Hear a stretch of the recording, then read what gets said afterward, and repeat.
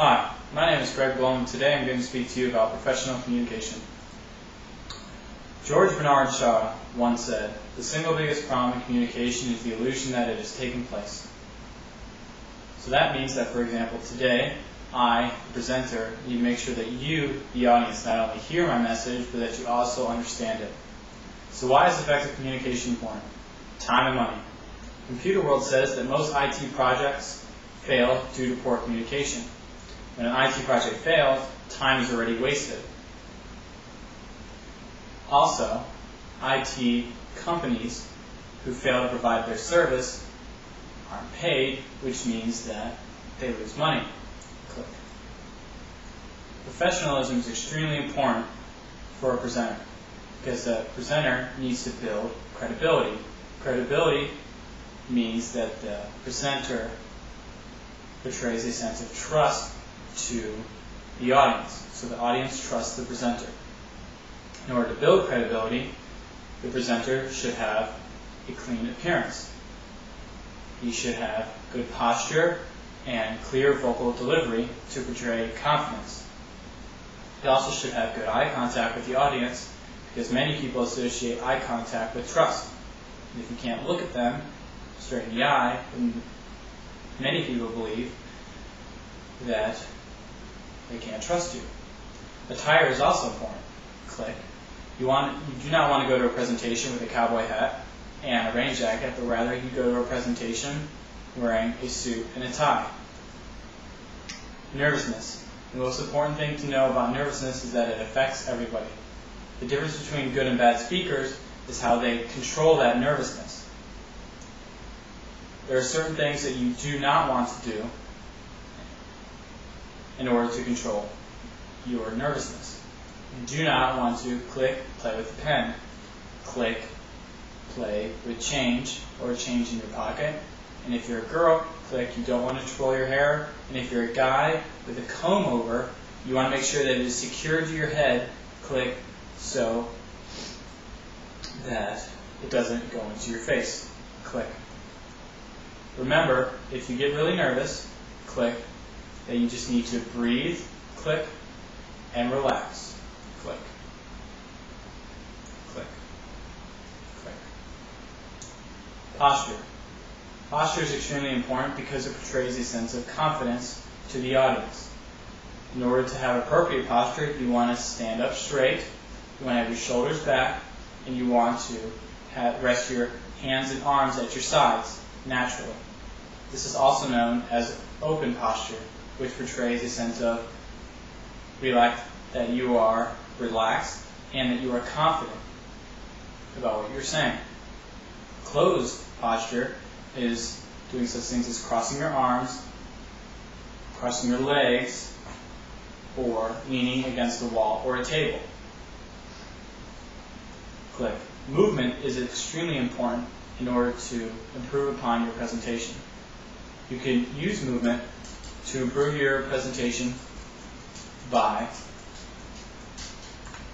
guiding the audience with hand gestures or emphasizing something, or you can move back and forth from one area to another while still looking at the audience, so you don't have to stand in one place. Types of movement that you do not want to have are swaying forward and from side to side, because they distract the audience from your overall message. Click.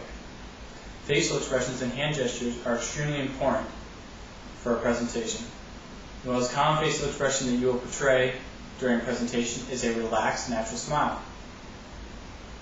A relaxed, natural smile shows the audience that you're both confident and knowledgeable about what you're talking about.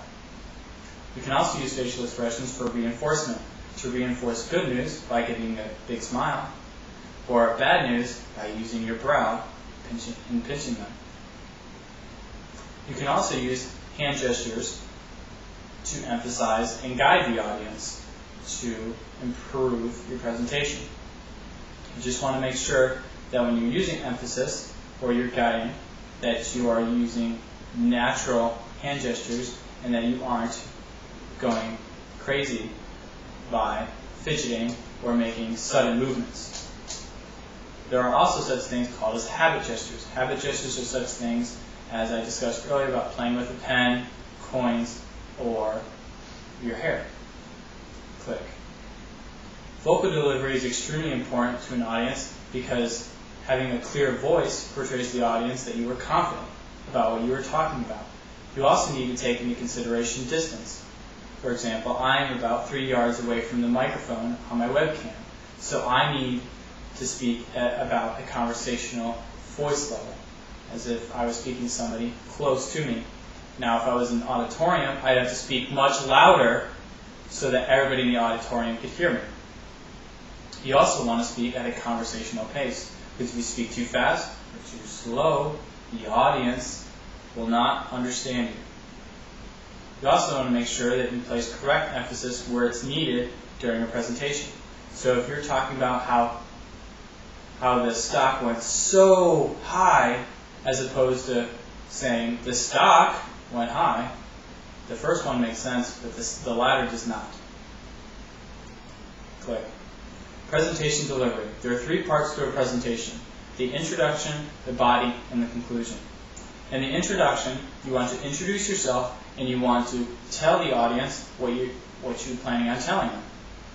In the body, you want to give your information to the audience and you need to tell them what you want them to know. And then in the conclusion, you're going to review everything that you've talked about and you're going to tell them again, but in a summary. Click. Slide design is extremely important.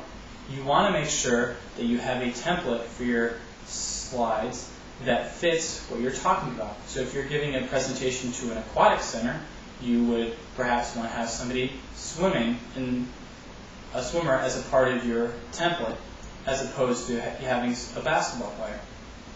As far as how long you want to stay on each slide, you want to spend approximately 45 to 60 seconds on each slide. If you present faster than that, the audience won't be able to keep up with you, and if you're presenting slower than that, you'll lose the audience's attention. Color and text size are also important when deciding slide design. You want to make sure you have color that doesn't conflict with the background of the slide. For example, in my presentation, I put the word color in yellow.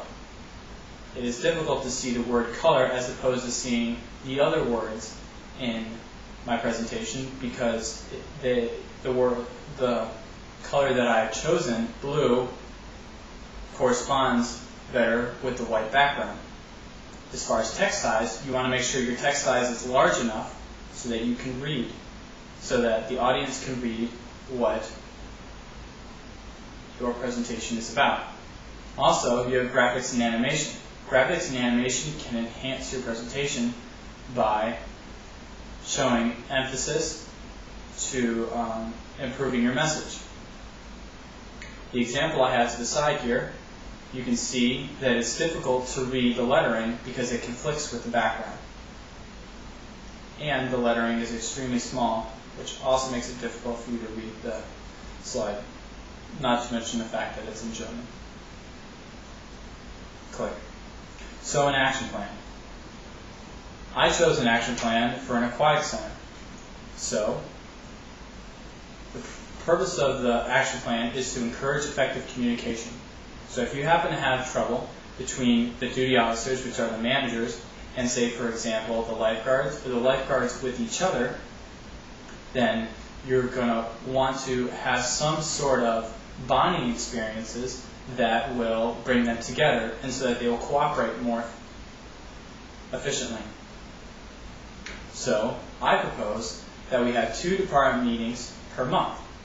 And with those department meetings, there will be food, and you'll have food and bonding for about 20 to 30 minutes so that people can talk to each other and become friends. Then we will speak overall about how the department is doing. How is scanning going for the lifeguards? How are the duty officers checking the chemistry of the pool, for example? Afterwards, we will practice skills. And by practicing skills, we will improve our ability to lifeguard and to manage the pool more effectively. such skills as CPR, oxygen, AED, and first aid training. Also, we will do water rescues in the water. To have more bonding experiences, we can also talk about doing relays and forming teams and having them work together.